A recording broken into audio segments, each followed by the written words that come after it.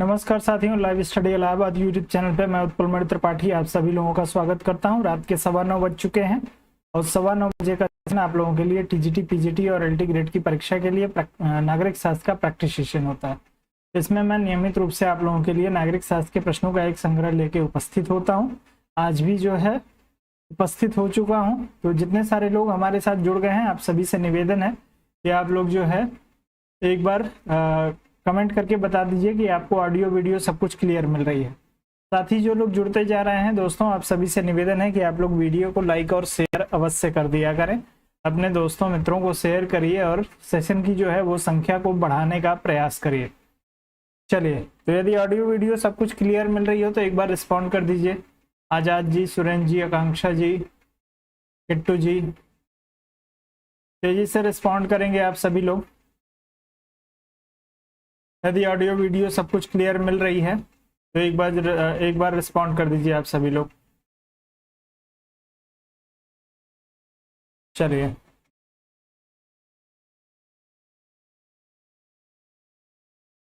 परशुराम जी good evening, Lavkush जी good evening, सभी लोगों को गुड इवनिंग। आप लोगों को ऑडियो वीडियो क्लियर मिल रही है? चलिए, आकांक्षा जी कह रही हैं कि क्लियर है, मैं खुद भी एक बार चेक कर लेता हूँ। चलिए ठीक, चलें तो अब सीधे हम लोग चलेंगे अपने सेशन की तरफ और आज के सेशन के प्रश्नों को देखेंगे। शुरू में 2-3 प्रश्न आप लोगों को बच्चों वाले प्रश्न मिलेंगे, तो उसके लिए आप लोगों को घबराना नहीं है। चूंकि आज मैं था नहीं 2 दिन से, तो आप लोगों के लिए पेपर आज मैंने खुद से जो है वो पूरा पेपर सेट नहीं किया है।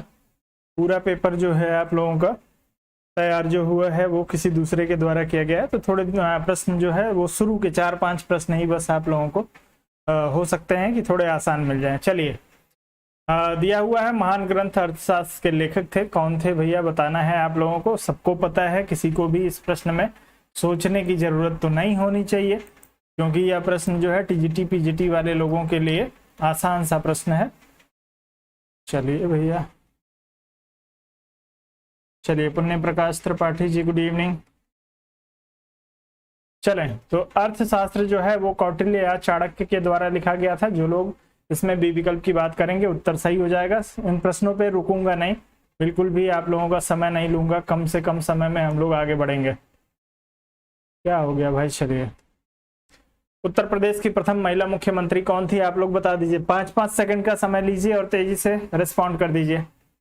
उत्तर प्रदेश की प्रथम महिला मुख्यमंत्री के लिए उत्तर करेंगे सभी लोग।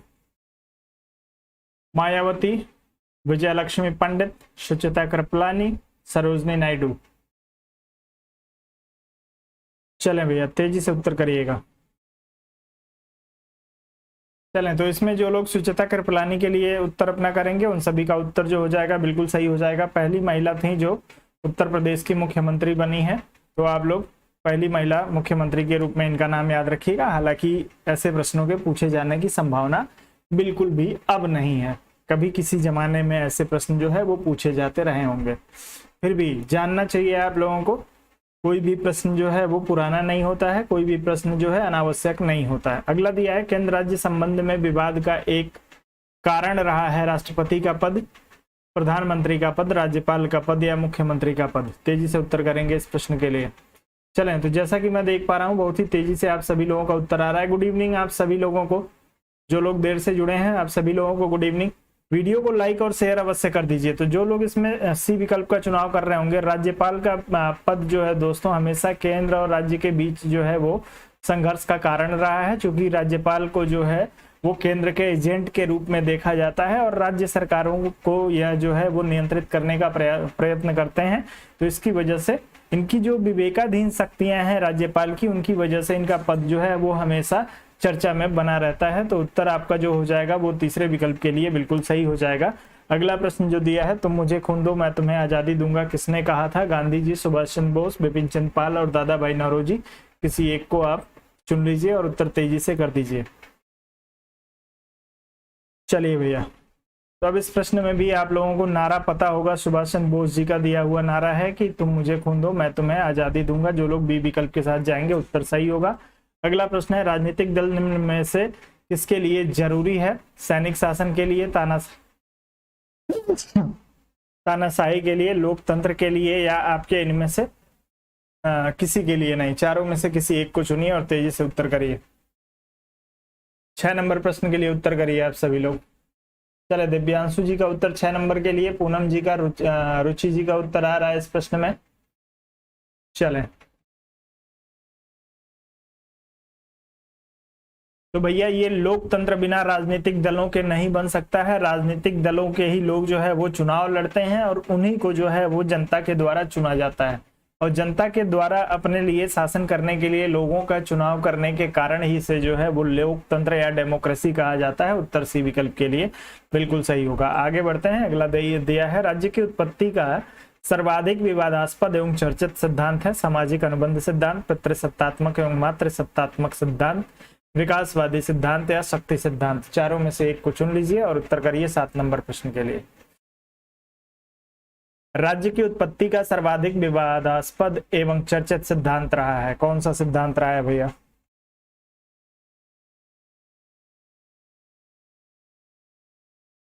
चलें, 7 नंबर प्रश्न के लिए उत्तर करिए।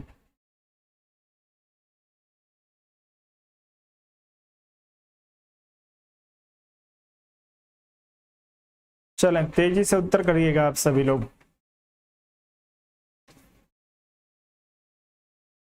प्रश्न को ध्यान से थोड़ा पढ़िए और समझ के उत्तर करिए आप लोग। प्रश्न को बिना ध्यान से पढ़े आप लोग उत्तर करते हैं।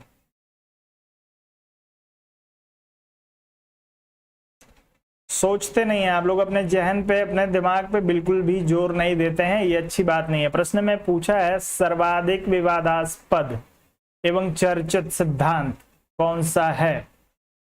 भैया सबसे ज्यादा विवाद जो लेके रहा है वो सामाजिक अनुबंध के सिद्धांत को लेकर रहा है। आपका उत्तर ए विकल्प के लिए सही हो जाएगा। विकासवादी सिद्धांत जो है वो चर्चित सिद्धांत है, सर्वाधिक विवादास्पद सिद्धांत नहीं है। आप लोगों को ए विकल्प के साथ जाना चाहिए। जो लोग ए विकल्प के साथ जाएंगे उन्हीं का उत्तर सही होगा। पहले भी इस प्रश्न को मैं करा चुका हूं, आप लोगों को बता चुका हूं, तो आप लोग इसमें, किसी को कोई आपत्ति है इस प्रश्न पे? तेजी से बताइए, यदि किसी को कोई आपत्ति हो तो बता दीजिए। सर्वाधिक विवादास्पद एवं चर्चित सिद्धांत जो है वो मैं सामाजिक अनुबंध के सिद्धांत की बात कर रहा हूं। काफी सारे लोगों ने इसमें बी या सी विकल्प का चुनाव किया है। यह सर्वाधिक जो है वो विकासवादी सिद्धांत जिसकी आप लोग बात कर रहे हैं, यह आपके सर्वाधिक चर्चित सिद्धांत रहा है, विवादित सिद्धांत नहीं रहा है। तो आप लोग ये विकल्प के साथ ही जाइए, थोड़ा आप दिमाग खोल के रहा करिए आप लोग। चलिए, अगला प्रश्न दिया है, राज्य की उत्पत्ति के बारे में सामाजिक समझौते का सिद्धांत निम्न में से किस सिद्धांत के विरुद्ध एक प्रतिक्रिया के रूप में सामने आया? शक्ति सिद्धांत, ऐतिहासिक सिद्धांत, दैवीय सिद्धांत या मार्क्सवादी सिद्धांत? राज्य की उत्पत्ति के बारे में सामाजिक समझौते का सिद्धांत निम्न में से किस सिद्धांत के विरुद्ध एक प्रतिक्रिया के रूप में आया? किस सिद्धांत की प्रतिक्रिया के रूप में आपके सामाजिक समझौते सिद्धांत की उत्पत्ति होती है? सामाजिक समझौता सिद्धांत के समर्थकों के नाम बता दीजिए या प्रणेताओं के नाम बता दीजिए तेजी से।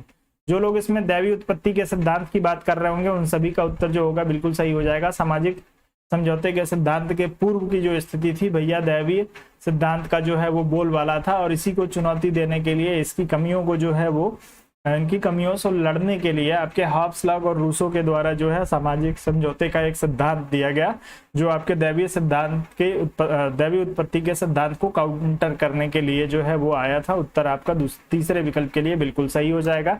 आगे बढ़ते हैं, अगला प्रश्न दिया है कि रूसो किस देश का निवासी था? आपको बताना है किस देश का निवासी था। आपको 4 विकल्प दिया गया है। साथ में मैं प्रश्न जोड़ देता हूं, जन्म कहां पे हुआ था, जन्म कब हुआ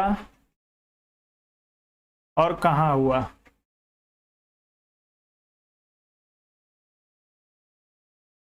ये 3 प्रश्न है आपके पास, तीनों का आप लोगों को उत्तर करना है।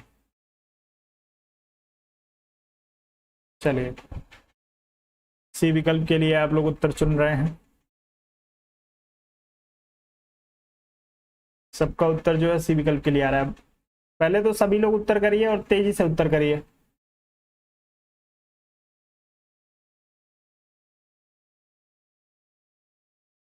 चले भैया, प्रश्न को ध्यान से समझ लीजिएगा। प्रश्न में आपसे पूछा क्या है? प्रश्न में पूछा है रूसो किस देश का निवासी था।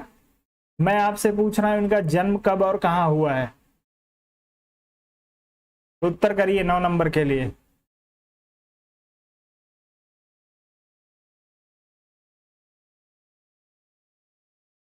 चलें, तो जो लोग इसमें फ्रांस की बात करेंगे उनका उत्तर सही हो जाएगा। रूसो जो है वो फ्रांस के निवासी थे।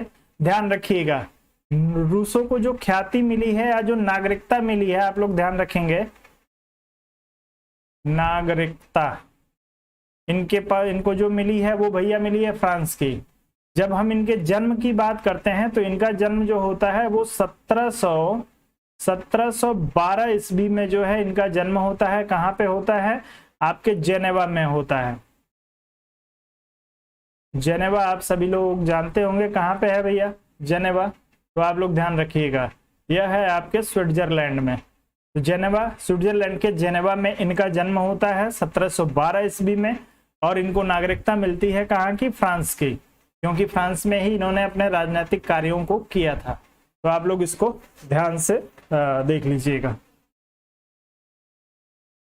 आगे बढ़ जाएं, किसी को कोई समस्या तो नहीं है। अगला प्रश्न, दबाव समूह का प्रमुख उद्देश्य है, आपको बताना है दबाव समूह का प्रमुख उद्देश्य। 10 नंबर प्रश्न के लिए उत्तर करिए। जो लोग थोड़ा सा पीछे हो गए हैं एक बार वीडियो को रिफ्रेश कर लीजिए और साथ में चलिए आप लोग। दबाव समूह का प्रमुख उद्देश्य राजनीतिक शक्ति प्राप्त करना, जनता पर दबाव डालना, सामाजिक न्याय करना, सरकार की नीतियों को प्रभावित करना।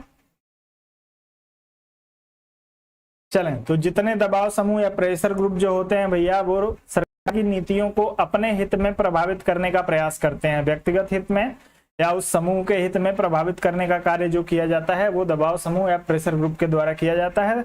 चौथा विकल्प आपका सही होगा। अगला प्रश्न दिया, अधिकार वह है जिसे समाज स्वीकार करता है और राज्य लागू करता है। किसका कथन है?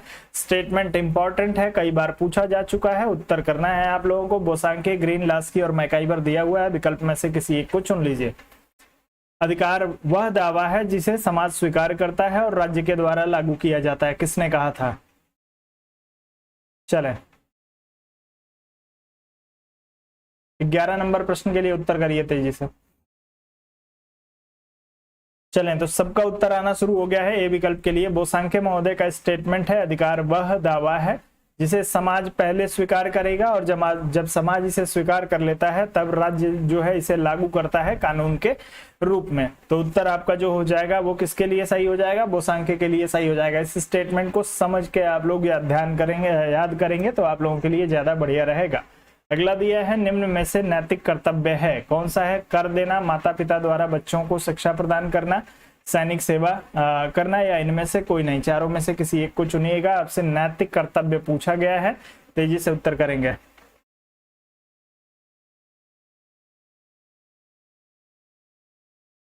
चलें,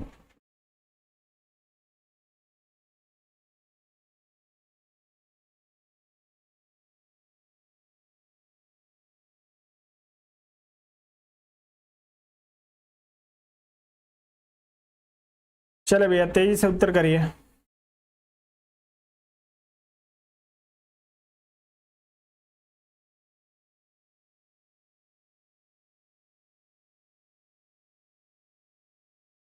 आर्टिकल भी यदि आप लोग बता देंगे तो ज्यादा बढ़िया रहेगा।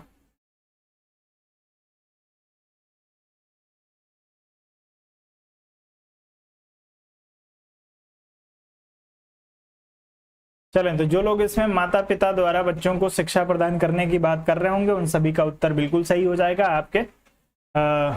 यदि हम नैतिक कर्तव्य की बात की जाए तो नैतिक कर्तव्य में जो है ये इसका उल्लेख किया गया है कि प्रत्येक माता पिता को जो है अपने बच्चों को शिक्षा प्रदान करने का जो है वो प्रयत्न करना चाहिए। और कर्तव्य की बात यदि हम लोग करेंगे तो आपके 51A में कर्तव्यों का उल्लेख किया गया है। ठीक है, चलें, बिल्कुल डीपीएसपी में जो है बिल्कुल जो लोग 45 की बात कर रहे हैं उन सभी का भी उत्तर है। इसमें 45 में आपके 14 वर्ष तक के बच्चों के लिए अनिवार्य शिक्षा की बात की गई है। बाकी ध्यान रखेंगे, मूल अधिकार जो है आपका 21A में जो दिया हुआ है उसमें आपके प्राथमिक शिक्षा के बारे में उसमें आपके बात की गई है, तो वो तो आपका मूल अधिकार है। मूल अधिकार को आप सभी लोगों ने पढ़ा होगा।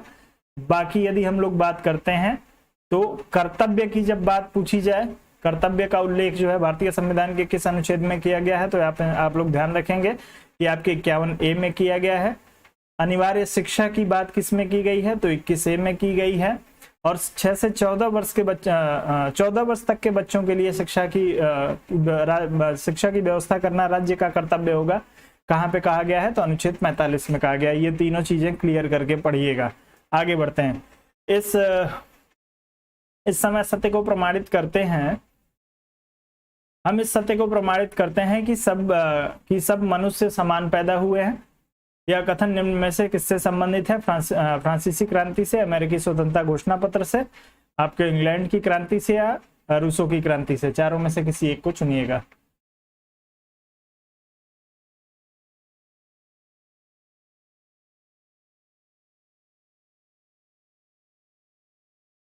चलें, सभी व्यक्ति समान पैदा हुए हैं। जन्म के आधार पे किसी भी व्यक्ति के अंदर जो है कोई भेद नहीं है। अमेरिकी स्वतंत्रता घोषणा पत्र में जो है इस बात का उल्लेख किया गया है। उत्तर आपका दूसरे विकल्प के लिए सही हो जाएगा। आगे बढ़ते हैं।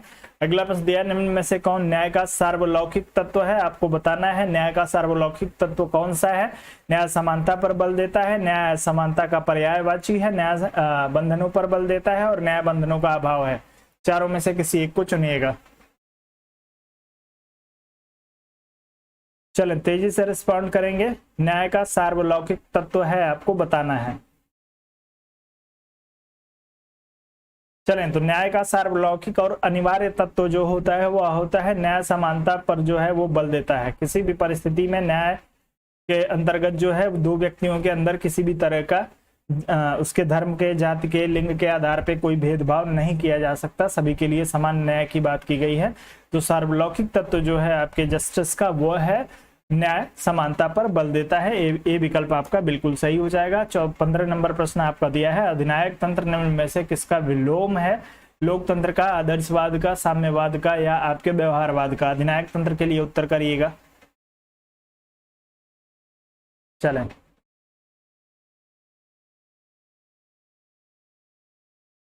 तेजी से उत्तर करिए 15 नंबर प्रश्न के लिए।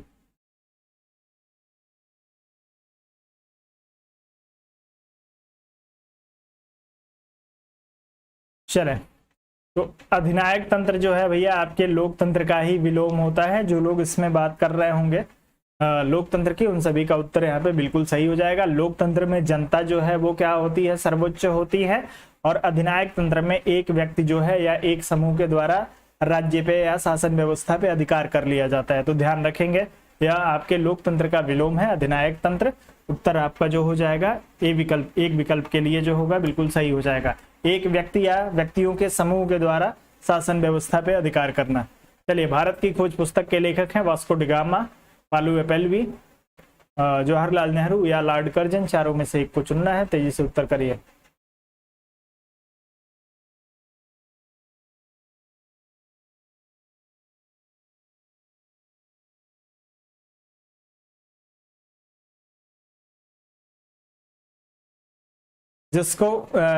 जिसकी क्लास में दिक्कत आ रही है वो एक बार अपना एप्लीकेशन बंद करके दोबारा एप्लीकेशन खोल लीजिए, या वीडियो को एक बार बंद करके दोबारा खोल लीजिए। समस्या नहीं आएगी, कोई समस्या है नहीं।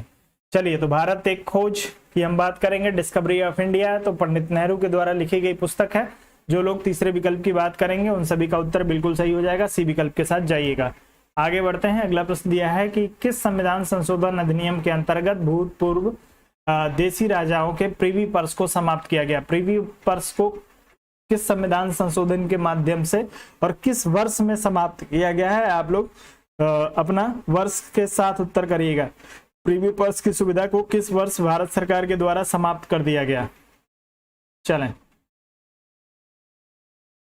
बहुत ही बढ़िया। तो जो लोग इसमें 26वां संशोधन 1971 की बात कर रहे होंगे, 1971 में जो है इंदिरा गांधी की सरकार के द्वारा प्रीवी पर्स को जो है वो खत्म कर दिया गया था। तो उत्तर आपका दूसरे विकल्प के लिए बिल्कुल सही हो जाएगा, जो लोग इसमें बी विकल्प की बात कर रहे होंगे। अगला प्रश्न आपको दिया है कि किस संविधान संशोधन अधिनियम द्वारा वयस्क मताधिकार की आयु सीमा 21 वर्ष से घटाकर 18 वर्ष कर दी गई? भैया उत्तर तेजी से करिएगा। 42वां दिया है, 44वां दिया है, 61वां दिया है और 73वां दिया है। चारों में से किसी एक को चुनिए, तेजी से उत्तर करिएगा।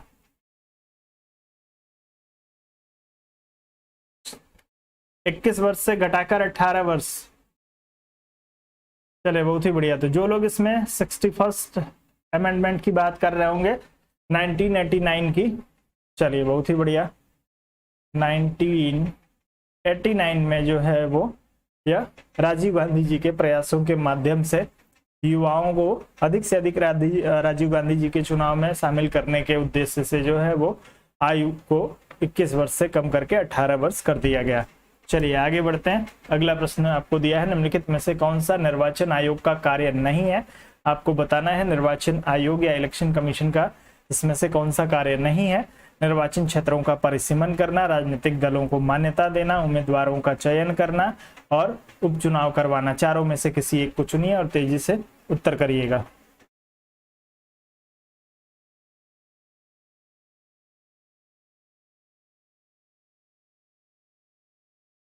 चले भैया 19 नंबर प्रश्न के लिए उत्तर करिए।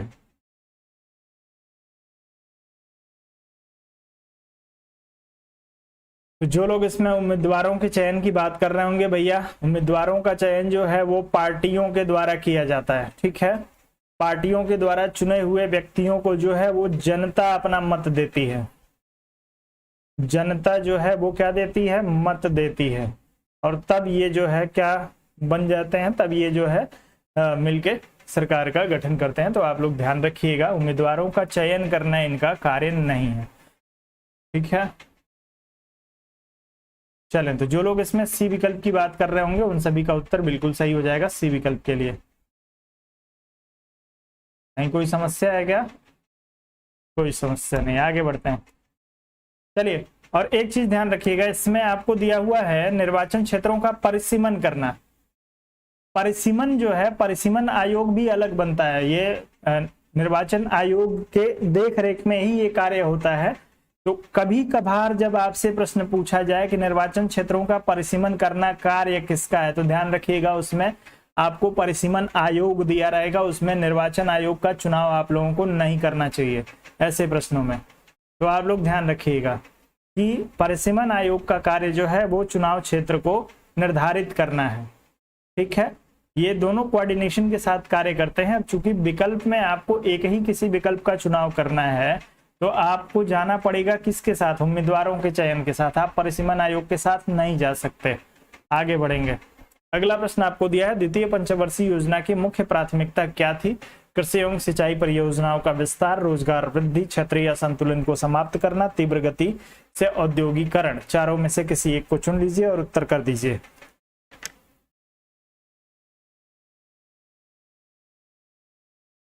चलें,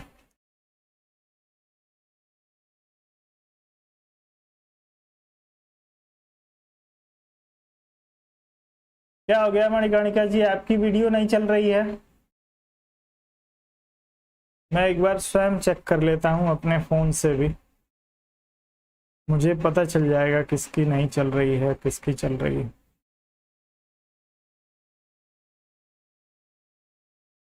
वैसे ऐसी समस्या आनी नहीं चाहिए आप लोगों को। वीडियो एकदम क्लियर है, कहीं कोई समस्या तो नहीं दिख रही है?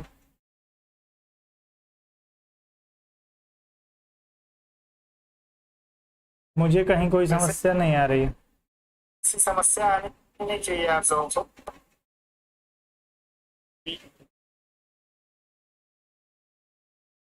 चलें,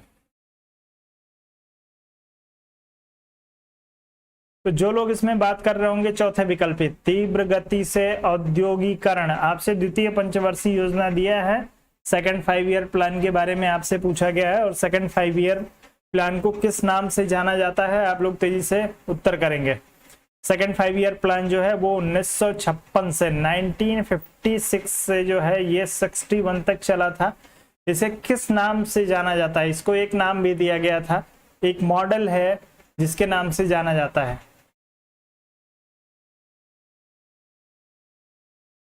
चले उत्तर करिए। तो यदि आप सभी लोगों ने आप लोगों ने सुना हो पीसी महानबोलिस मॉडल, पीसीएम मॉडल भी इसे कहा जाता है, पीसी महानबोलिस मॉडल, जिसमें जो है वो तीव्र गति से औद्योगिकरण करने का लक्ष्य रखा गया था। उत्तर चौथे विकल्प के लिए बिल्कुल सही हो जाएगा। चलें आगे बढ़ते हैं, अगले प्रश्न पे चलेंगे। अगला आपको दिया हुआ है कि क्रिटिक ऑफ पॉलिटिकल इकोनॉमी पुस्तक का लेखक कौन है? एडम स्मिथ, रिकार्डो, कार्ल मार्क्स, जे.एस. मिल, किसी एक को चुनिए।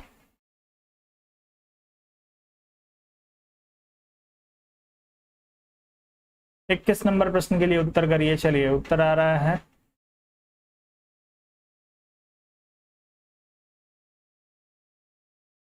क्या बात है, आप लोगों की संख्या क्यों बढ़ नहीं रही है? क्या कारण है इसके पीछे? आप लोग प्रयास नहीं कर रहे हैं या लोगों ने पढ़ना ही छोड़ दिया है टीजीटी पीजीटी के लिए? चलें तो क्रिटिक ऑफ पॉलिटिकल इकोनॉमी की बात करेंगे। तो क्रिटिक ऑफ पॉलिटिकल इकोनॉमी जो है कार्ल मार्क्स के द्वारा लिखी गई पुस्तक है। तीसरा विकल्प बिल्कुल सही हो जाएगा, बहुत बार करा चुका हूँ। स्टेट एंड रेवोल्यूशन पुस्तक के लेखक स्टालिन, लेनिन, ग्राम्सी और बर्नस्टीन में से कौन है? बता दीजिए। स्टेट एंड रेवोल्यूशन 22 नंबर प्रश्न के लिए उत्तर करिए। चलें तो स्टेट एंड रेवोल्यूशन के लिए जो लोग लेनिन का चुनाव करेंगे उनका उत्तर सही हो जाएगा। लेनिन महोदय के द्वारा लिखी गई पुस्तक है स्टेट एंड रेवोल्यूशन, बी विकल्प सही होगा। तीसरा प्रश्न 23 नंबर प्रश्न है, राजनीति विज्ञान का आरंभ तथा अंत राज्य के साथ होता है, यह परिभाषा किसकी है? गार्नर, मैरियम, मैकाइबर और डेहल में से किसी एक को चुनिए। इंपॉर्टेंट स्टेटमेंट है, रिपीटेड स्टेटमेंट है, कई बार पूछा जा चुका है। तो उत्तर करेंगे राजनीति विज्ञान का आरंभ एवं अंत राज्य के साथ होता है। गार्नर, मैरियम, मैकाइबर और डेहल में से किसने कहा था? चले भैया, तो जो लोग इसमें गार्नर महोदय का चुनाव करेंगे उनका उत्तर सही हो जाएगा। गार्नर का स्टेटमेंट है कि राजनीति का आरंभ और अंत जो है वो राज्य के साथ ही होता है। जैसे एक गार्डन में फूल का खिलना और फूल का मुरझा जाना एक ही गार्डन में होता है, वैसे ही गार्नर महोदय कहते हैं कि राज्य का आरंभ और अंत जो है वो राज्य के साथ ही होता है। तो ध्यान रखिए, गार्डनर से गार्नर को आप यदि कर लेंगे, कोरिलेट कर लेंगे, तो यह स्टेटमेंट कभी आपको भूलेगा नहीं। ठीक है, आगे बढ़ते हैं। राजनीतिक दल के लिए कौन सा अनिवार्य नहीं है? आपको बताना है कौन सा तत्व अनिवार्य नहीं है। विचारधारा, शक्ति प्राप्ति की इच्छा, लोकतांत्रिक स्वरूप और संगठनात्मक जाल, चारों में से किसी एक को चुनिए। राजनीतिक दल के लिए इसमें से कौन सा अनिवार्य नहीं है?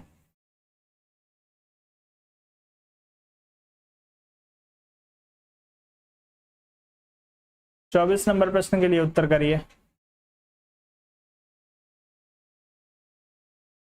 चलिए बहुत ही बढ़िया। तो जो लोग इसमें लोकतांत्रिक स्वरूप की बात कर रहे होंगे उन सभी का उत्तर जो हो जाएगा बिल्कुल सही हो जाएगा।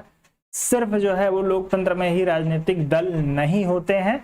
जैसे यदि हम कम्युनिस्टों की बात करें तो उनके यहाँ भी, जहाँ पे साम्यवादी शासन है वहां पे भी राजनीतिक दल है, लेकिन सर्वाधिक महत्वपूर्ण जो राजनीतिक दल होता है वो आपके लोकतंत्र के लिए होता है। लेकिन अनिवार्य तत्व नहीं है लोकतंत्र का होना कि सिर्फ लोकतंत्र होगा तभी राजनीतिक दल होंगे, अन्य व्यवस्थाओं में भी आपको राजनीतिक दल देखने को मिलते हैं। उत्तर आपका जो हो जाएगा तीसरे विकल्प के लिए सही हो जाएगा। अगला दिया है, किस विचारधारा ने निजी संपत्ति को प्रगति का आवश्यक शर्त माना है? आपको बताना है प्रगति के लिए निजी संपत्ति जो है अनिवार्य है। समाजवाद, उदारवाद, व्यवहारवाद या सामंतवाद, कौन मानता है भैया? निजी संपत्ति को प्रगति का आवश्यक शर्त। 25 नंबर प्रश्न के लिए उत्तर करिए। चलें, ए और बी के लिए उत्तर आ रहा है आप सभी लोगों का। तो ध्यान रखिए, यदि हम समाजवाद की बात करें तो यह समान वितरण की बात करता है, समान वितरण की, ठीक है। और उदारवाद जो है वो निजी संपत्ति को प्रगति का आवश्यक शर्त मानता है, इसीलिए निजी संपत्ति के संदर्भ में व्यक्ति को जो है वो अधिक अधिकार देने का प्रयास इनके द्वारा दिया गया है। तो कुछ लोगों ने ये विकल्प का चुनाव किया था। भैया यह समाजवाद जो है वो संपत्ति के समान वितरण की बात करता है, न कि निजी संपत्ति को ही प्रगति का साधन, एकमात्र साधन नहीं मानता है। इसको ध्यान रखिएगा, संपत्ति जो है वो प्रगति का साधन है, इसलिए इन्होंने जो है वो संपत्ति का समान वितरण कर दिया। कि सबके संपत्ति पे जो है वो सबका लगभग समान अधिकार होना चाहिए, और उस समान अधिकार के लिए समस्त अधिकार जो है वो राज्य को दे दिया कि राज्य ही यह वितरण करेगा। लेकिन जब आपसे यह पूछा जाता है कि निजी संपत्ति को प्रगति का आवश्यक शर्त किसने माना, तो उदारवादी जो है वो व्यक्ति के अधिकार के संदर्भ में, व्यक्ति की संपत्ति के संदर्भ में सबसे ज्यादा आपको लिबरल दिखेंगे, यानी उदार दिखेंगे आपको। तो आपको हमेशा जो है उदारवाद के साथ ही जाना चाहिए, आपका बिल्कुल सही हो जाएगा, कहीं कोई समस्या नहीं है। आगे बढ़े। अगला प्रश्न दिया है कि निम्नलिखित में से कौन मंडल का अंग नहीं है, आपको बताना है भैया। इसमें से मंडल का अंग कौन सा नहीं है? सामंत, मित्र, अरि और विजिगीषु, चारों में से किसी एक को चुनिए, तेजी से उत्तर करिएगा।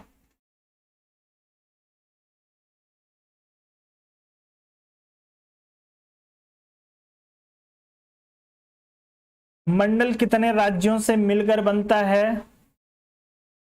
तेजी से उत्तर करिएगा। कितने राज्यों से मिलकर मंडल बनता है?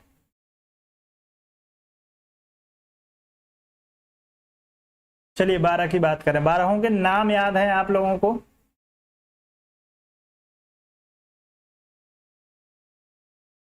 मंडल के ये 12 तत्व हैं, उन 12 तत्वों के नाम आप लोगों को याद है या नहीं? चलें, जो लोग इसमें सामंत की बात कर रहे होंगे उन सभी का उत्तर बिल्कुल सही हो जाएगा। चलें, सबका उत्तर आ रहा है तो आप बता दीजिए कि विजिगीषु का अर्थ क्या होता है।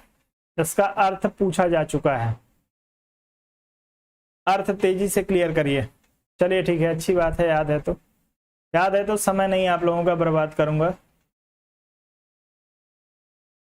चले भैया, अर्थ बता दीजिए विजिगीषु का।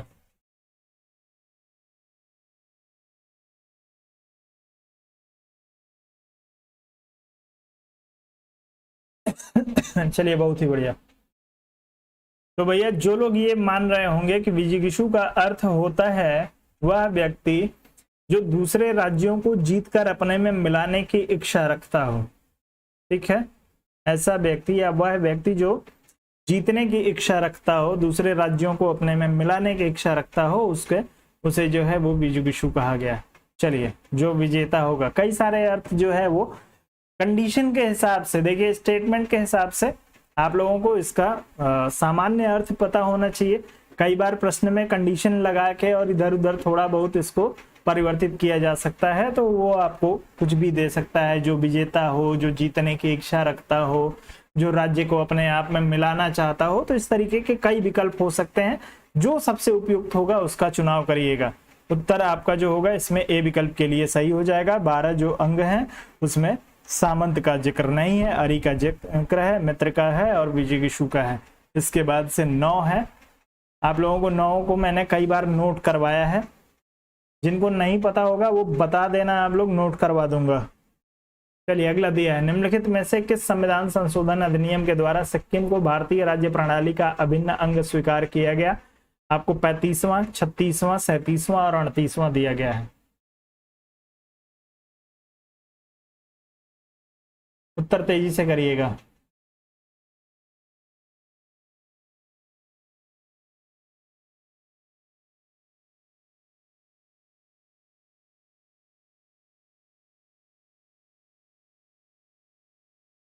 चलें, तो सिक्किम को जो है वो अभिन्न अंग की जब बात की जाएगी तो 26वें संविधान संशोधन के माध्यम से 1975 में जो है वो आपको पूर्ण राज्य का दर्जा दे दिया गया।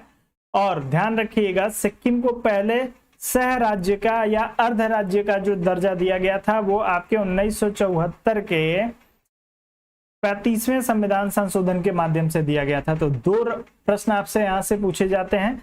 सिक्किम के संदर्भ में सह राज्य का दर्जा किस संविधान संशोधन से मिला था? तो वो मिला था आपके 35वें संविधान संशोधन 1974 से। और पूर्ण राज्य का दर्जा या भारत का अभिन्न अंग ये बन गया था 36वें संविधान संशोधन 1975 के माध्यम से। तो दोनों को आप लोग याद जरूर रखिएगा। आगे बढ़ते हैं। अगला प्रश्न आपको दिया है, आचार्य कौटिल्य ने राज्य को किस रूप में देखा? एक दैवीय संस्था, एक वर्गीय संस्था, एक मातृ संस्था, एक मानवीय संस्था। कौटिल्य के संदर्भ में पूछा जा रहा है कि कौटिल्य जो है वो राज्य को किस संदर्भ में देखते हैं, राज्य किस तरह की संस्था है। दिव्यांशु जी कह रहे हैं तो सर बी कैसे होगा। प्रश्न में पूछा हुआ था कि पूर्णतः जो है वो भारत का अंग कब बना। तो पूर्णतः जब अंग बना तो 36वें संविधान संशोधन के माध्यम से ही पूर्ण रूप से जो है भारत का अंग बना था। 35वें में सिर्फ सह राज्य का दर्जा दिया गया था, पूर्ण राज्य का नहीं। चले भैया,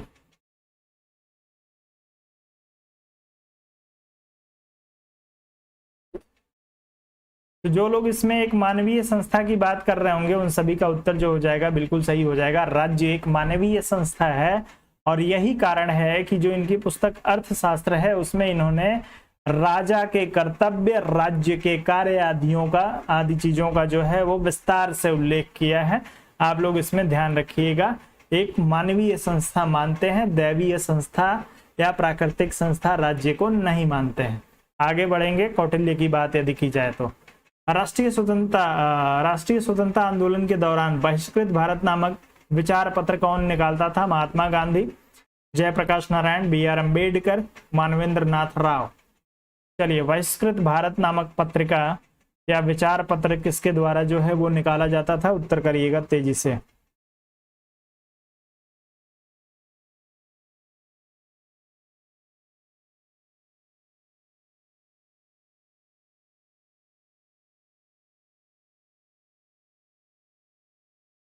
चले भैया, तो जो लोग इसकी बात कर रहे होंगे, चलें, जो लोग इसमें बी.आर. अम्बेडकर की बात कर रहे होंगे उन सभी का उत्तर बिल्कुल जो होगा यहाँ पे सही हो जाएगा। बी.आर. अम्बेडकर के द्वारा जो है बहिष्कृत भारत नामक विचार पत्र निकाला जाता था। ध्यान रखिएगा, एक बार प्रश्न पूछा गया है, एक पत्रिका है जिसका नाम है मूल नायक पत्रिका के बंद होने के बाद से कौन सी पत्रिका प्रारंभ की गई थी वर्ष 1927 में।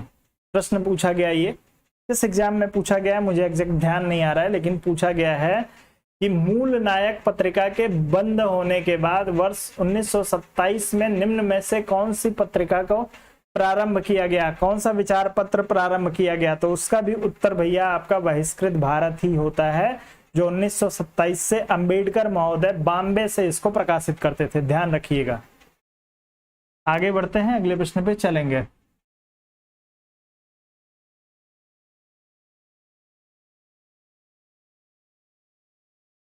निम्नलिखित में से भारत में किसने स्थानीय सुशासन का प्रारंभ किया। आपको बताना है स्थानीय सुशासन की शुरुआत किसके द्वारा की गई है।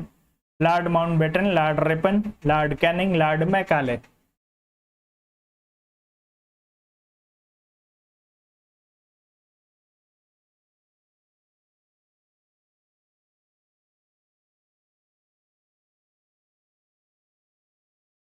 भारत में स्वशासन पूछा जा रहा है।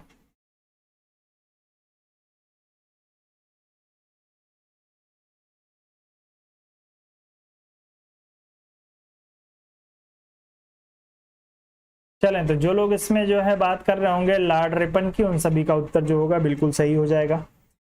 10 की जनगणना की शुरुआत और स्वशासन की शुरुआत लॉर्ड रिपन के द्वारा की गई है। ये दो चीज ध्यान रखिएगा।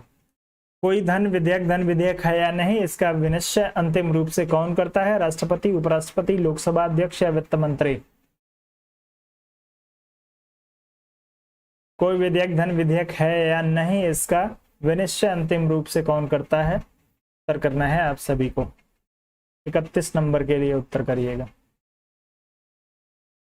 चलें, तो जो लोग इसमें लोकसभा अध्यक्ष की बात करेंगे उनका उत्तर जो हो जाएगा बिल्कुल सही हो जाएगा। लोकसभा अध्यक्ष इस बात का निर्णय करता है कि कोई विधेयक जो है धन विधेयक है या नहीं है।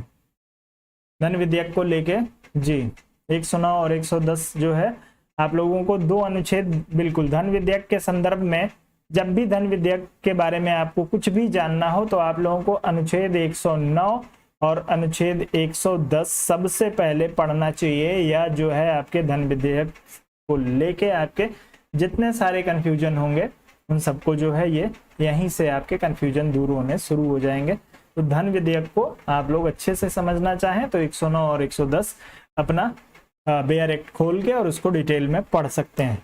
आगे बढ़िए। भारतीय संविधान के कौन से भाग में नीति निर्देशक तत्वों का वर्णन है? प्रथम, द्वितीय, चौथे और अंतिम में से किसी एक को चुनिए।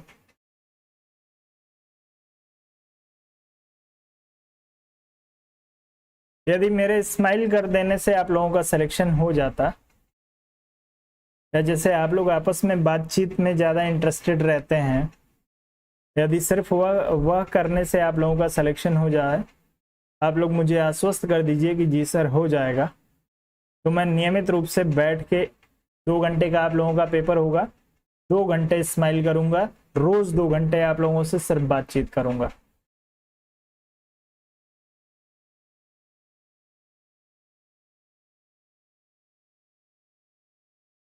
चलिए भैया, नीति निर्देशक तत्वों का वर्णन आपसे पूछा गया है।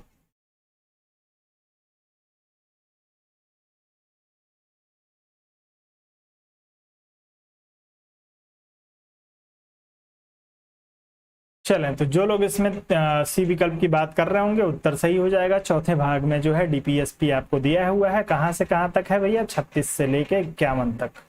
उत्तर आपका तीसरे विकल्प के लिए सही होगा। आगे बढ़े, अगला प्रश्न। भारतीय संविधान में स्वतंत्रता का अधिकार निम्न में से किस अनुच्छेद में वर्णित है? आपको बताना है भैया, स्वतंत्रता, फ्रीडम का राइट आपको बताना है। उत्तर करिएगा अनुच्छेद 14, 19, 25 और 32 में से किसी एक का चुनाव करिए। हालांकि चारों लाइन से बता दीजिए, 14 में क्या दिया है, 19 में क्या दिया है, 25 में क्या दिया है और 32 में क्या दिया है। एक नहीं, चारों के लिए उत्तर करिए लाइन से। स्वतंत्रता का अधिकार,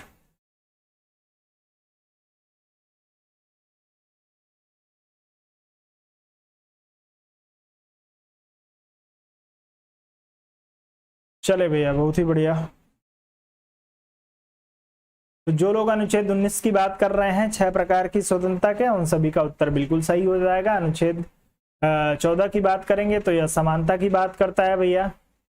अनुच्छेद 25 की बात करेंगे तो आपको जो है किसी भी धर्म को अपने अंतःकरण से मानने की बात की गई है, ठीक है, और उसका प्रचार प्रसार करने का, धर्म को मानने और उसका प्रचार प्रसार करने की छूट आपको स्वतंत्रता जो है वो अनुच्छेद 25 में दी गई है। 32 की हम लोग बात करेंगे तो यह जो है संवैधानिक उपचारों का अधिकार, या डॉक्टर अंबेडकर के अनुसार संविधान की आत्मा भी इसे कहा जाता है, जिसके तहत जो है अनुच्छेद 32 के तहत आप सभी को पता है कि सुप्रीम कोर्ट को रिट जारी करने का अधिकार मिलता है। चलिए आगे बढ़ते हैं, अगले प्रश्न पे चलेंगे। अगला दिया है कि निम्नलिखित में से कौन आत्मरक्षा के अधिकार को मूल अधिकार मानता है? मार्क्स, रूसो, लॉक और हॉब्स में से किसी एक को चुनिएगा। निम्नलिखित में से कौन आत्मरक्षा के अधिकार को मूल अधिकार मानता है? 34 नंबर प्रश्न के लिए उत्तर करिए।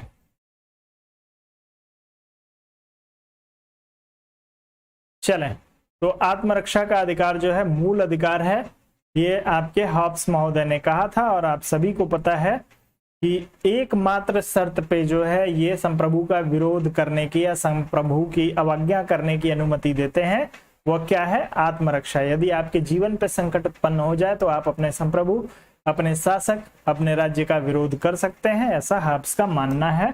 इनके समझौते में इन्होंने यह एकमात्र अधिकार दिया। चलें, अगला दिया है भारतीय संविधान का निर्माण निम्नलिखित में से किसने किया था? संसद ने, संविधान सभा ने, भारतीय राष्ट्रीय कांग्रेस ने, भारतीय सर्वोच्च न्यायालय ने। चारों में से किसी एक को चुनिएगा। तेजी से उत्तर करिए। संविधान का निर्माण किसने किया है?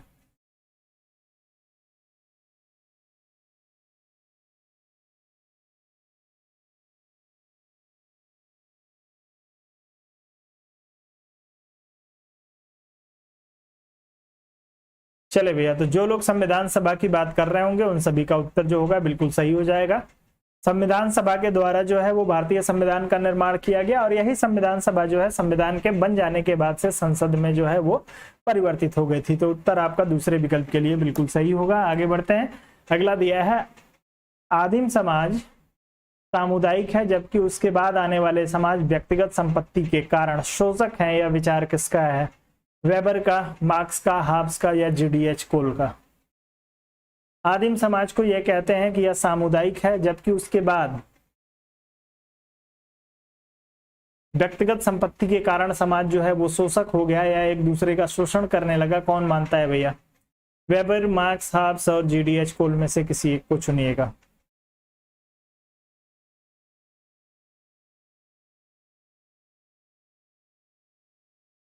चलिए बहुत ही बढ़िया। तो जो लोग इसमें कार्ल मार्क्स की बात कर रहे हैं उन सभी का उत्तर बिल्कुल सही हो जाएगा। व्यक्तिगत संपत्ति या पूंजीवाद का जो है ये विरोध करते हैं, सबको पता है।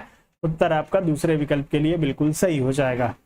आगे बढ़ते हैं। अगला प्रश्न दिया है कि निम्न में से किसके पास राज्य का सिद्धांत नहीं है।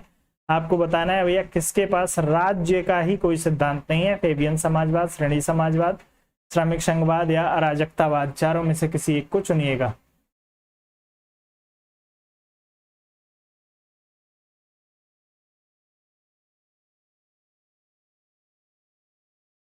चलें, तो आप सभी को पता है कि महात्मा गांधी और क्रोपोटिकन जैसे जो विचारक हैं वो अराजकतावादी विचारक हैं, और ये लोग जो है वो राज्य रूपी किसी भी संस्था को स्वीकार नहीं करते हैं।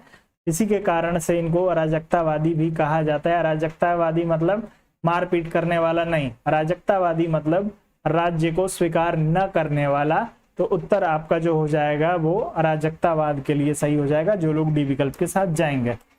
अगला दिया है सन 1909 के एक्ट दूसरे किस नाम से पुकारा जाता है। भैया आपको बताना है 1909 के एक्ट को राज्य सभा सुधार बिल, मार्लियामेंटो सुधार, होम रूल बिल या मॉन्टेस्क्यू बिल किस नाम से जाना जाता है। उत्तर तेजी से करिएगा।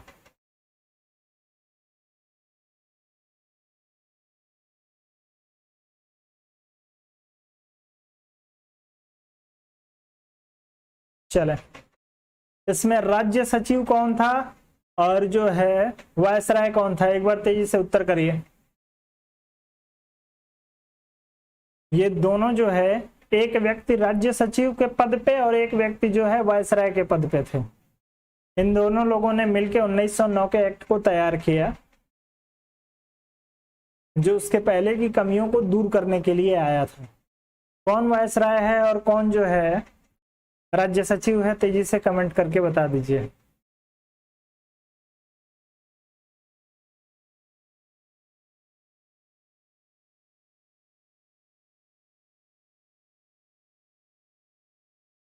चलो बहुत ही बढ़िया।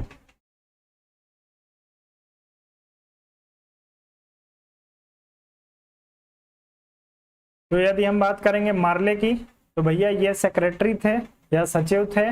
मिंटो की बात करेंगे तो यह जो है आपके वायसराय थे। बिल्कुल, जो लोग बात कर रहे होंगे 1909 के एक्ट को मार्ले मिंटो सुधार के नाम से भी जाना जाता है। तो इन दोनों लोगों ने मिलकर इसे तैयार किया था, जिसमें आपके मार्ले सचिव के पद पे और मिंटो जो है वो वायसराय के पद पे कार्यरत थे। आगे बढ़ेंगे। अगला दिया है श्रेणी समाजवाद का संबंध निम्न में से किस देश से है। आपको बताना है फ्रांस से, अमेरिका से, ब्रिटेन से या भारत से। श्रेणी समाजवाद। चले, बिल्कुल सबका उत्तर आ गया है। एक बार आप सभी दोस्तों से निवेदन है, इतने सारे लोग जुड़े हैं फिर भी लाइक की संख्या आप लोगों की संख्या के अनुरूप नहीं है। पहले तो वीडियो को लाइक कर दीजिए, और यदि संभव हो सके तो एक एक दो लोगों को वीडियो शेयर कर दीजिए आप सभी लोग। ये विनम्र प्रार्थना है मेरी आप सभी लोगों से।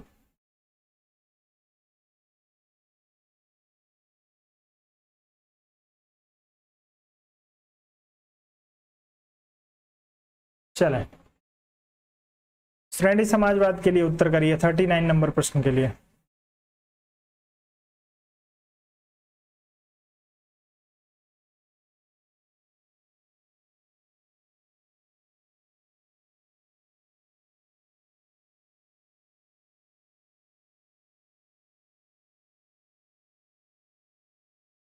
चले बहुत ही बढ़िया। जो लोग इसमें तीसरे विकल्प की बात कर रहे हैं उन सभी का उत्तर जो हो जाएगा बिल्कुल सही हो जाएगा।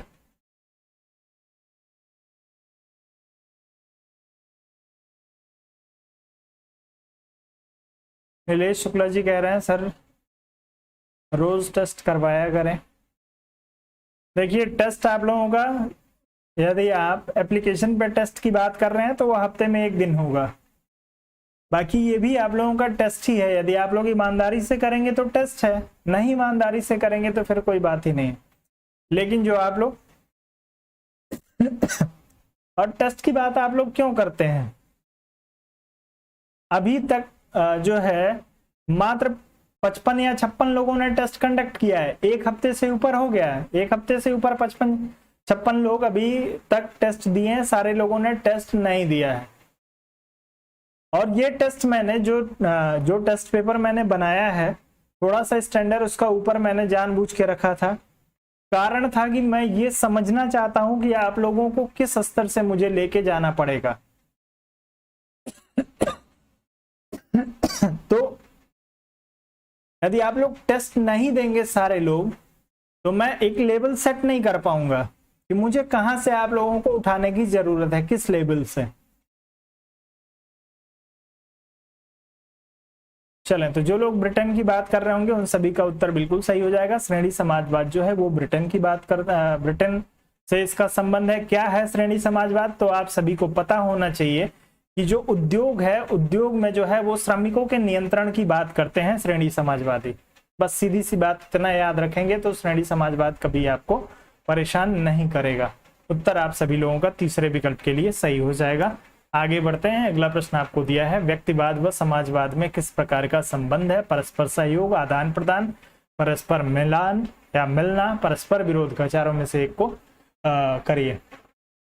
चलिए, नीलेश जी कह रहे हैं सर यूट्यूब पर पढ़ाया भी करें। नीलेश जी, समय अभाव के कारण नहीं कर पाता हूँ, एप्लीकेशन पे इतनी क्लास रहती है।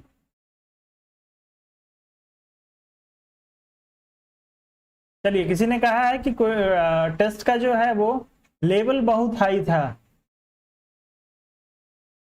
जी बिल्कुल, मैं कह तो रहा हूं जानबूझ के मैंने उसको हाई रखा है, और जो टेस्ट मैं आप लोगों को कराऊंगा वो हो सकता है कि इससे 20-25% और नीचे मैं कर दूं उसका लेवल, लेकिन उससे ज्यादा आसान नहीं करूंगा। क्योंकि यदि ईमानदारी से यदि आप लोग अपना वैल्यूएशन करें तो मैक्सिमम लोगों ने प्रीवियस ईयर पेपर, चाहे वो टीजीटी का हो, पीजीटी का हो, एलटी का हो या जीआईसी का हो, इवन यूजीसी नेट तक के पेपर को तो आप लोग रट के बैठे हैं। कोई भी प्रश्न कराता हूं सीधा उत्तर आप लोग देते हैं। कई बार कुछ पूछता हूं वो अलग बात है, आप लोग नहीं बता पाते हैं। कई सारे लोगों से इवन पेड बैच में जो लोग मेरे हैं उन लोगों से भी जब मैं बात करता हूं या कोई चीज पूछता हूं, क्लास में देखता हूं हर उत्तर जो है वो सही आता है, लेकिन जब उसमें कुछ डिटेल में पूछता हूं तो कई बार नहीं आप लोग बता पाते हैं, कई सारे लोग। तो मुझे चिंता उसकी नहीं है। यदि पेपर पुराने पैटर्न का ही आया या उन्हीं में से सवाल आए तब तो आप लोगों का सिलेक्शन हो जाएगा। मुझे चिंता इस बात की है कि यदि पेपर का पैटर्न चेंज हुआ, नए लोग पेपर बनाएंगे, अब वो टीम नहीं रही है पुरानी वाली, नई टीम आएगी, नए लोगों के द्वारा पेपर तैयार किया जाएगा, और थोड़ा बहुत उन लोगों ने यदि आप लोगों के साथ खेल कर दिया, थोड़ा सा, मात्र ज्यादा नहीं, 20% प्रश्नों में आप लोगों के साथ यदि खेल कर दिया, तो मुझे जहां तक अभी तक का आइडिया है या मैं जितना ऑब्जर्व कर चुका हूं, मैं आप लोगों को, सिर्फ आप ही लोगों की बात नहीं कर रहा हूं, और भी बहुत सारे लोग हैं मेरे साथ जुड़े हुए, तो जितने लोगों को मैंने ऑब्जर्व किया है, मेरा मानना है कि 20% यदि प्रश्नों के साथ थोड़ा बहुत एक्सरसाइज जो है यदि आप लोगों को करवाना पड़ गया और एग्जैक्ट प्रश्न पुराने वाले नहीं मिले, तो 97% लोग ऐसे हैं जो इस 20% प्रश्न की वजह से अपने 20% और खराब कर देंगे और उनकी मेरिट 40% नीचे चली जाएगी। ऐसा मुझे लगता है। वीरेन जी, टेस्ट का लिंक ग्रुप में कई बार शेयर कर चुका हूं। यदि अभी तक आपने टेस्ट का ग्रुप नहीं ज्वाइन किया है तो आपको वीडियो के डिस्क्रिप्शन बॉक्स में लिंक मिल जाएगा, वहां से आप जो है वो ग्रुप ज्वाइन करिए। तो आप लोगों को भी, जिन लोगों को, मैं एक चीज बता दूं, यूट्यूब पे जो लोग भी पढ़ रहे हैं, पढ़ेंगे, रोज पढ़ते हैं, नॉर्मली मैं बातचीत नहीं करना चाहता पढ़ाई के दौरान, लेकिन कुछ जरूरी चीजें हैं जो आप लोगों को बताना चाहता हूं। इसमें से बहुत सारे ऐसे लोग हैं जिनको लगभग सारे प्रश्न जो है प्रीवियस ईयर के रटे हुए हैं, लेकिन दोस्त सिलेक्शन मात्र उन्हीं प्रश्नों से नहीं होगा। यदि आपको अपना सिलेक्शन करवाना है, यदि आप चाहते हैं कि हम सेलेक्ट हो जाएं, तो आपको अपना स्टैंडर्ड उठाना पड़ेगा। और मैंने मार्केट में देखा है, मैं ये काम कर रहा हूं, मेरे साथ तमाम सारे लोग जुड़े हुए हैं, काफी सारे टीचर्स से मेरी बात होती है। मैं आपको एक चीज दावे के साथ कह रहा हूं कि 99% टीचर, मैं फिर भी 1% टीचर को छोड़ दे रहा हूं, 1% जो टीचर होंगे वो मेहनत कर रहे होंगे, 99% टीचर जो है वो कॉपी पेस्ट कर रहे हैं। चाहे वो आपके कॉन्सेप्ट की बात हो, या चाहे वो आपके टेस्ट की बात हो, चाहे किसी भी तरह के स्तर से जो लोग पढ़ा रहे हैं, 99% लोग प्रीवियस ईयर से कॉपी पेस्ट कर रहे हैं। मैंने बहुत सारे लोगों का इवन नोट्स देखा। मैं आपको ईमानदारी से बता दे रहा हूं, आप खुद भी जो है वो ऑब्जर्व करिएगा। कभी यदि आपको अपने सिलेक्शन को लेके चिंता हो तो एक छोटा सा ऑब्जर्वेशन बता रहा हूं, करिएगा।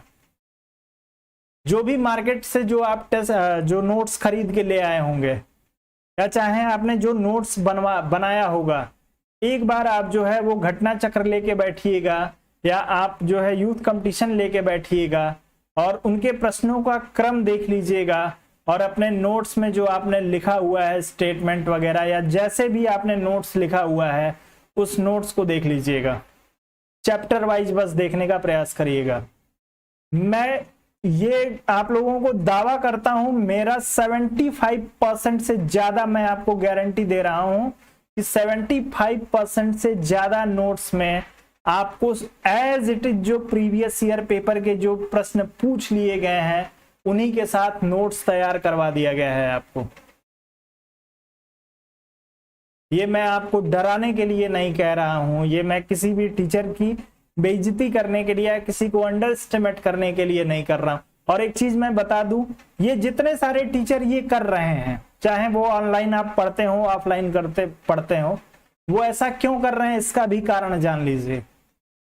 यदि आप सिंसियरली किसी टीचर से पढ़ेंगे, सिंसियर होके उससे बात करेंगे, सिंसियर होके उससे सवाल पूछेंगे, तो वो आपके साथ मेहनत करेगा। हर टीचर चाहता है, चाहे वो मैं हूं या कोई भी हो, हर कोई चाहता है कि हमसे जुड़ा हुआ बच्चा सेलेक्ट हो जाए, क्योंकि आपके सिलेक्शन से ही मेरा मान सम्मान जुड़ा हुआ है।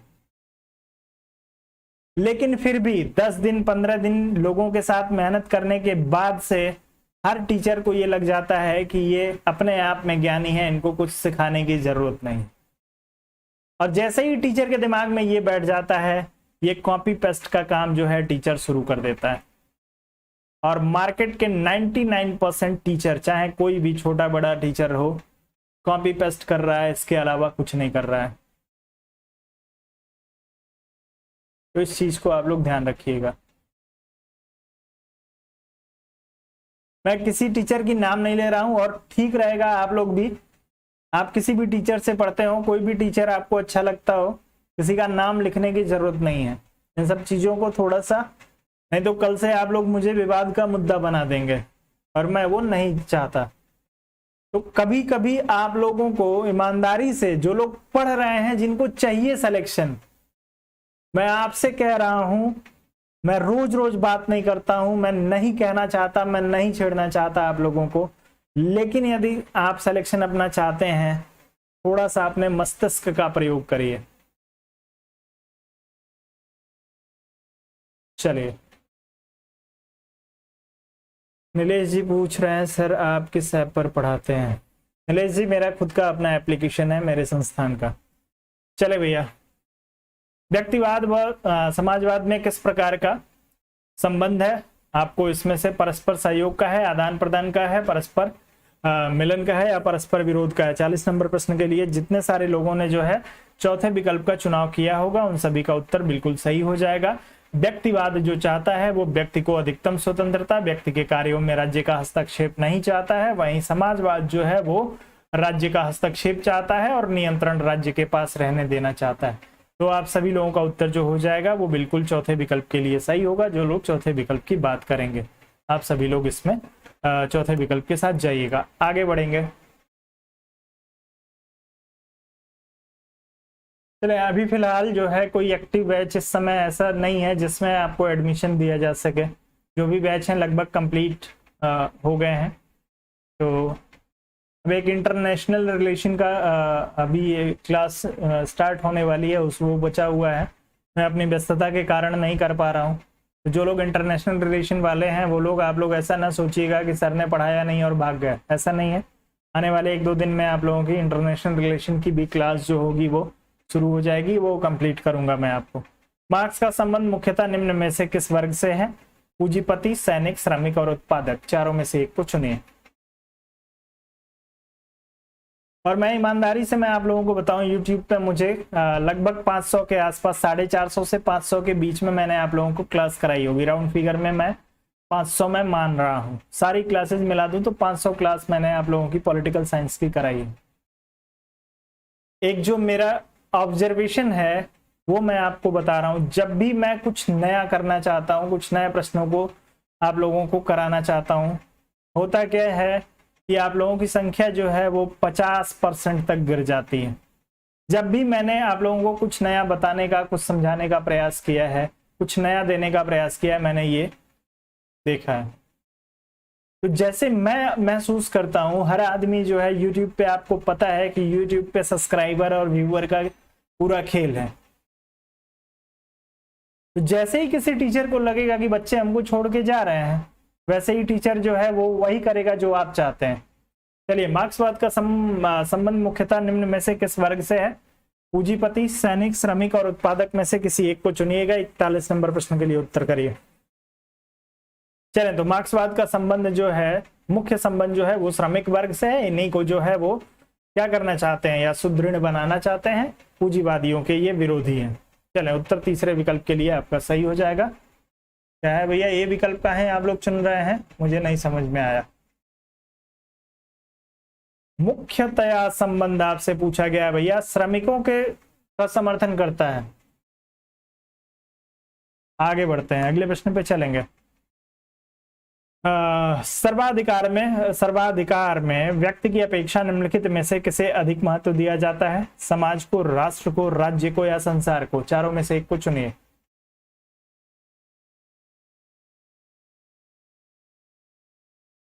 सर्वाधिकारवाद में व्यक्ति की अपेक्षा निम्नलिखित में से किसे अधिक महत्व दिया जाता है? समाज, राष्ट्र, राज्य या संसार? चलिए, तो सर्वाधिकारवादी जो है वो राज्य को सबसे अधिक महत्व देते हैं। आप सभी का उत्तर इसमें तीसरे विकल्प के लिए सही हो जाएगा। आगे बढ़ते हैं, अगला प्रश्न। सामाजिक आर्थिक उपबंधों का वर्णन भारतीय संविधान में निम्न में से किस शीर्षक से मिलता है? नागरिकता उपबंधों में, नीति निर्देशक तत्वों में, संघीय व्यवस्था के उपबंधों में, सर्वोच्च न्यायालय के उपबंधों में? सामाजिक आर्थिक संबंधों का वर्णन भारतीय संविधान में कहाँ है? उत्तर करिए।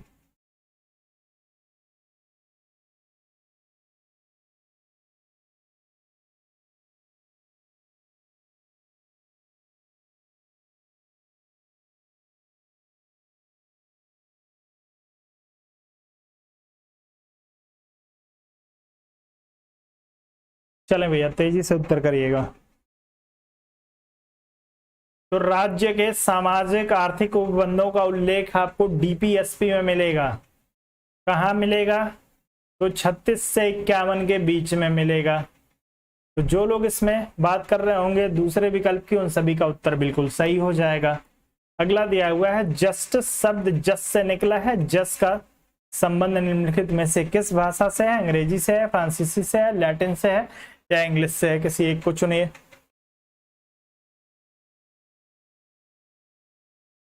अब ये किसको नहीं पता है कि जस्टिस लैटिन भाषा का शब्द है जो जस से बना है। अगले पे आते हैं। कानून उच्चतर द्वारा निम्नतर को दिया गया आदेश है। कानून की परिभाषा निम्न में से किसकी है? ऑस्टिन, साल्मन, विल्सन और ग्रीन में से एक को चुनिए। कानून उच्चतर द्वारा निम्नतर को दिया गया आदेश है।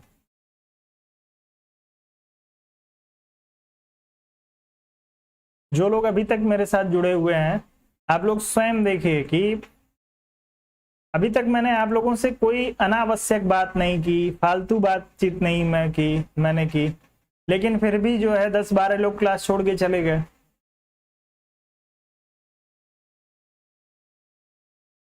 तो ऐसी स्थिति में कोई भी टीचर जो है इस तरह का काम करना नहीं चाहेगा। आपको कुछ बताने का, आपकी आंखों को खोलने का प्रयास या आपको कुछ सिखाने का प्रयास नहीं करेगा, क्योंकि टीचर को पता है, या कोई भी जो YouTube पे काम कर रहा है, YouTube से के माध्यम से आपसे जुड़ा हुआ है, उसको पता है कि आपका माइंडसेट क्या है, आप चाहते क्या हैं। तो वो आप ही के अनुसार काम कर रहे हैं। फिर आप बाद में जिस दिन एग्जाम हो जाएगा उसके बाद आप उसको पूछते रहिए, उससे कहीं कुछ होने वाला नहीं है।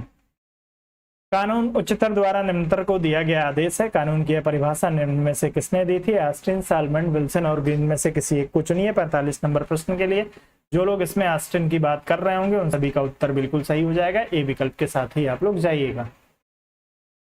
चलें आगे बढ़ते हैं। अगला प्रश्न, गांधी जी के साम्यवादियों के समान विचार थे औद्योगिकरण के बारे में, राज्य विहीन समाज के बारे में, हिंसा के बारे में, धर्म के बारे में। चलिए, मुझे कोई फर्क नहीं पड़ता है कौन भटकने वाला है, कौन कैसा है। जो मेरे साथ रिस्पॉन्सिबिलिटी से जुड़ा रहेगा या जो मेरे साथ जुड़ा हुआ है लंबे समय से, मेरा प्रयास होगा कि इन किन प्रकार जो मदद हो सकती है, जो मैं आप लोगों को मेरे स्तर से जो मैं आप लोगों के लिए कर सकता हूं वो मैं करूंगा।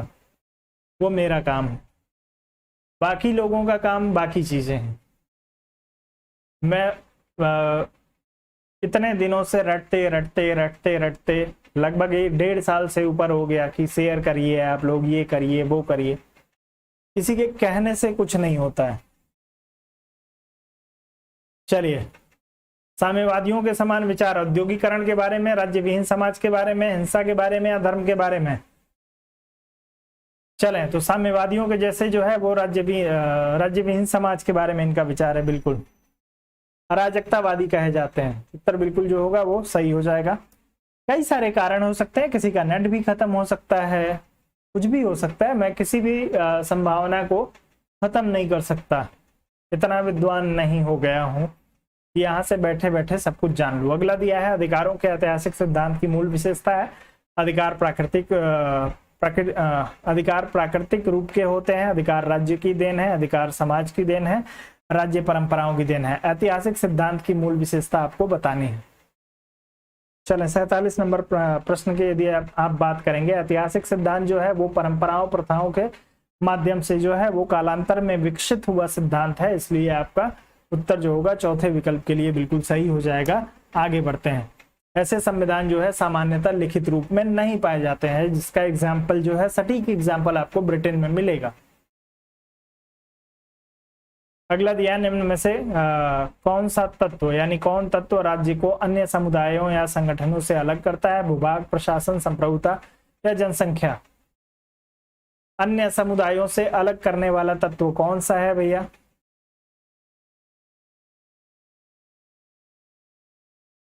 चलें, तो यदि किसी राज्य से सिर्फ एक चीज निकाल ली जाए या एक चीज छीन ली जाए, उसकी संप्रभुता, तो राज्य जो है वो राज्य नहीं रह जाएगा, वह अन्य हो जाएगा।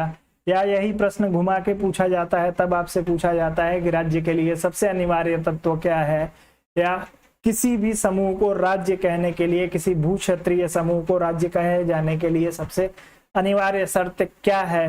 तो वह उसकी संप्रभुता है, या प्रभुसत्ता है, या सवर्निटी है। उत्तर तीसरे विकल्प के लिए सही होगा। अगला दिया है, 1688 में हुई गौरवपूर्ण क्रांति का संबंध निम्न में से किस देश से था? सिर्फ गौरवपूर्ण लिखा है, क्रांति नहीं लिखा है, तो आप लोग उसको समझ लीजिए। 1688 की गौरवपूर्ण क्रांति के बारे में दिया है।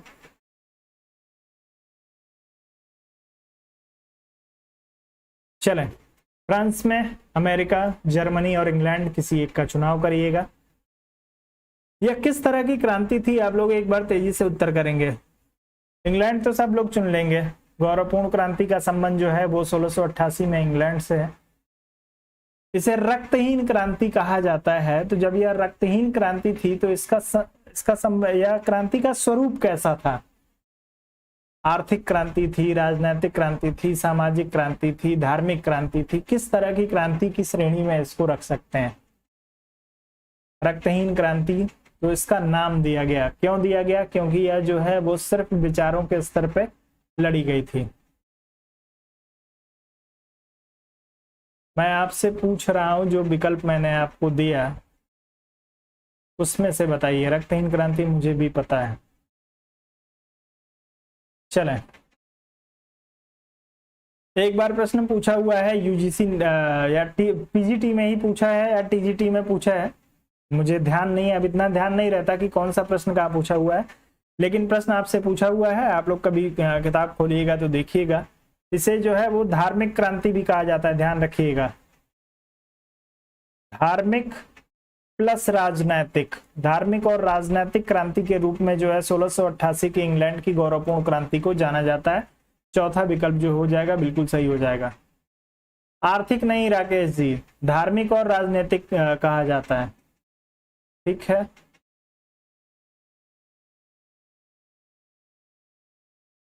इंडस्ट्रियल रेवोल्यूशन इसके बाद की प्रक्रिया है, उसको उसमें एक ही में न मिला दीजिए सब कुछ जबरदस्ती आप लोग।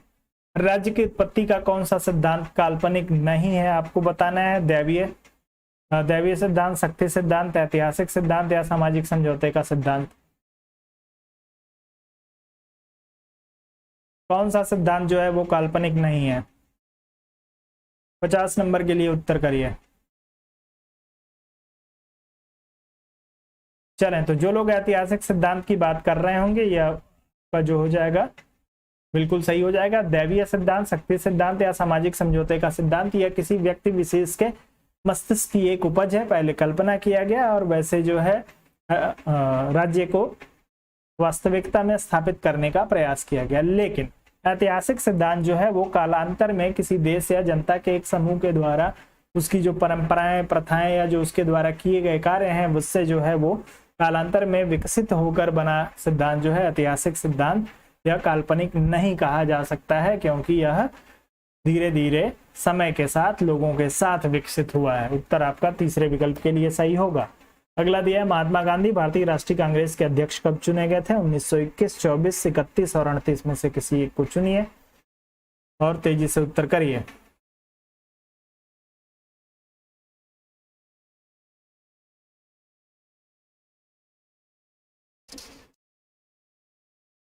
चले भैया,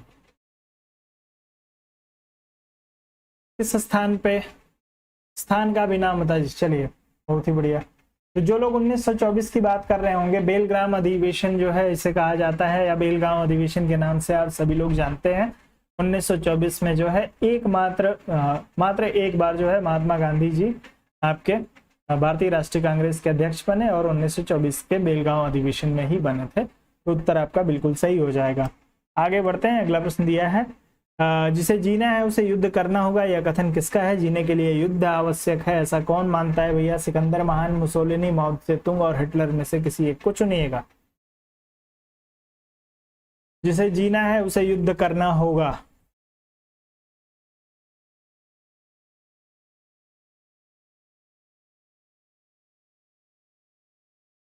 चले, उत्तर तेजी से करिए। तो जो लोग इसमें हिटलर का चुनाव करेंगे, जीवन के लिए युद्ध आवश्यक है, उनका उत्तर बिल्कुल सही हो जाएगा। जिसे जीना है उसे युद्ध करना पड़ेगा।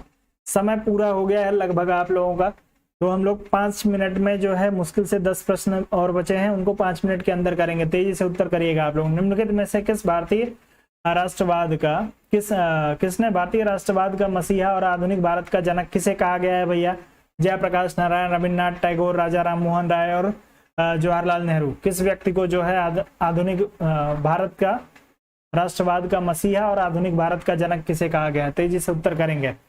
तो जो लोग इसमें माफ करिएगा राजा राम मोहन राय का चुनाव करेंगे उन सभी का उत्तर बिल्कुल सही हो जाएगा। राजा राम मोहन राय को राष्ट्रवाद का जनक या मसीहा कहा जाता है, वहीं आधुनिक भारत का जनक भी इन्हें माना जाता है। अंग्रेजी शिक्षा को भारत में ले आने में इनका एक महत्वपूर्ण योगदान था, या पाश्चात्य जो सभ्यता है उस सभ्यता से भारत के लोगों को अवगत कराने में इन्होंने, या भारत में जो आप लोग नवजागरण कहते हैं उसकी शुरुआत करने में इनका जो है महत्वपूर्ण योगदान रखा जाता है। देखा कि इनका महत्वपूर्ण योगदान है जिसकी वजह से इनको राष्ट्रवाद और आधुनिक भारत के जनक के रूप में इनको जाना जाता है। चलिए, अगला दिया है सत्ता का विलय एक विशेषता है संसदीय सरकार की, अध्यक्षीय सरकार की, इनमें से दोनों की या किसी की नहीं। सत्ता का विलय भैया किसकी विशेषता है?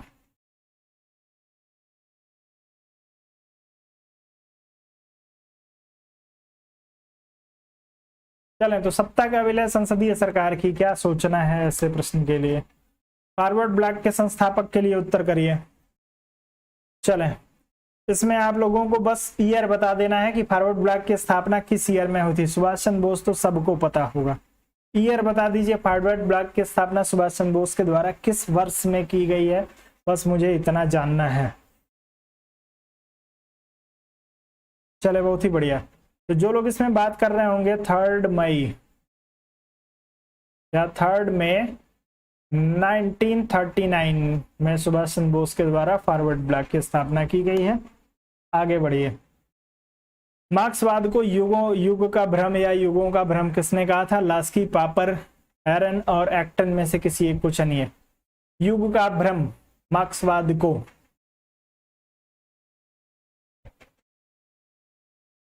Dilemma of era.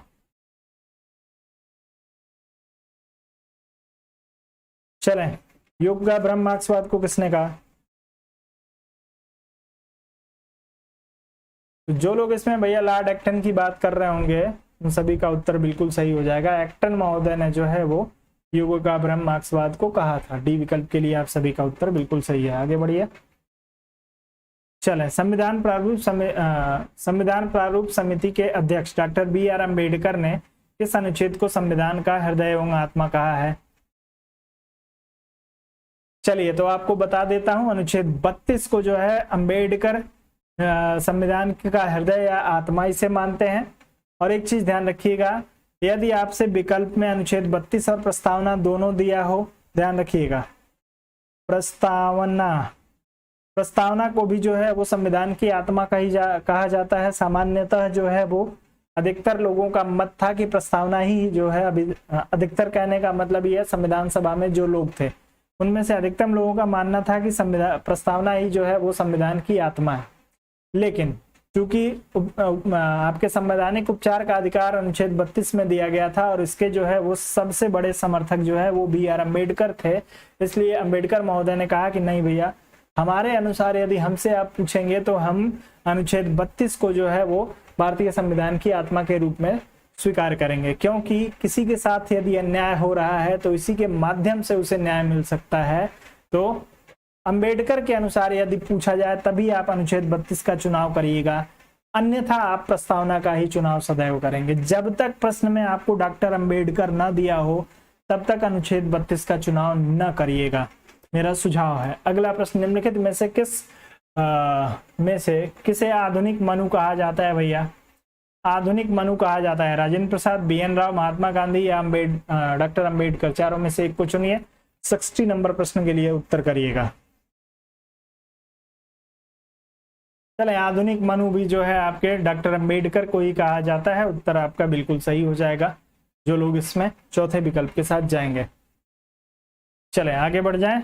अगला प्रश्न आपको दिया है कि हमारे देश में किस राज्य की कार्यपालिका शक्ति का, हमारे देश में किसी राज्य की कार्यपालिका शक्ति का प्रधान होता है। चलिए, कार्यपालिका शक्ति का प्रधान कौन होता है? मुख्यमंत्री, कैबिनेट मंत्री, राज्यपाल या मुख्य सचिव। चारों में से एक को चुनिएगा।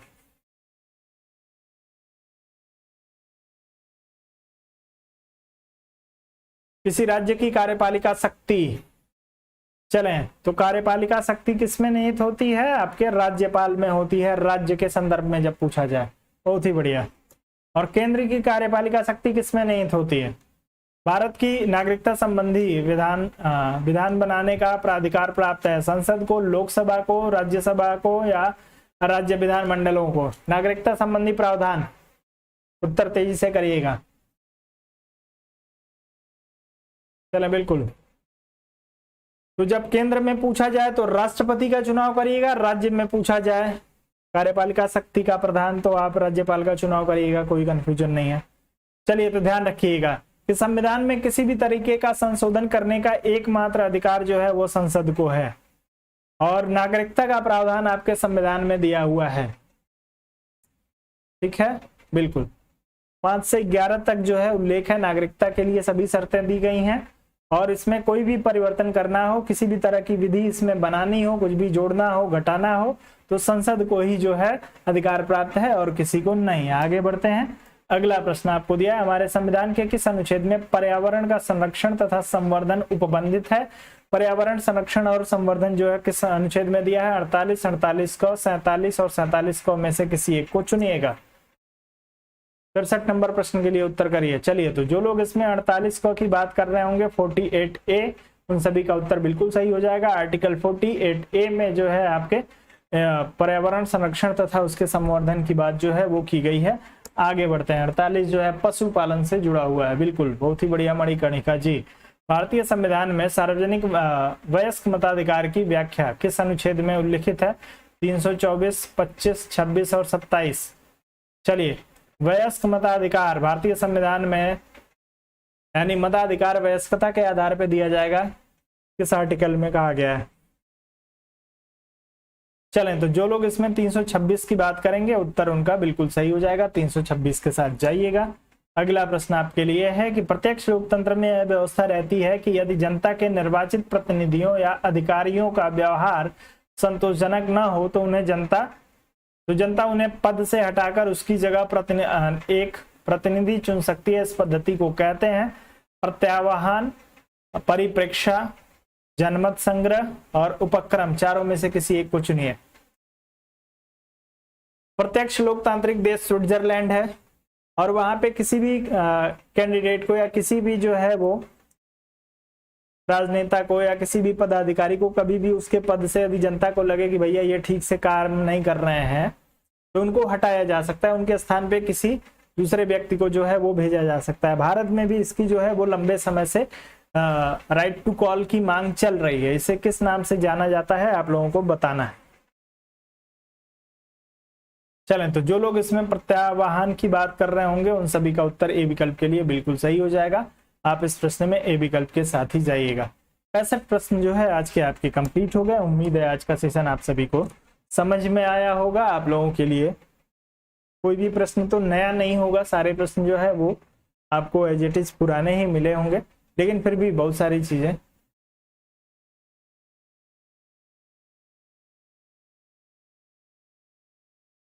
चलें। यदि आपको उचित लगे, आपको लगता हो कि मैं इतनी मेहनत करता हूं कि आप लोगों को वीडियो को शेयर करना चाहिए और भी लोगों को सेशन के साथ जोड़ना चाहिए, तो आप लोग प्रयास करिएगा। फिलहाल के लिए आप मुझे अनुमति दीजिए।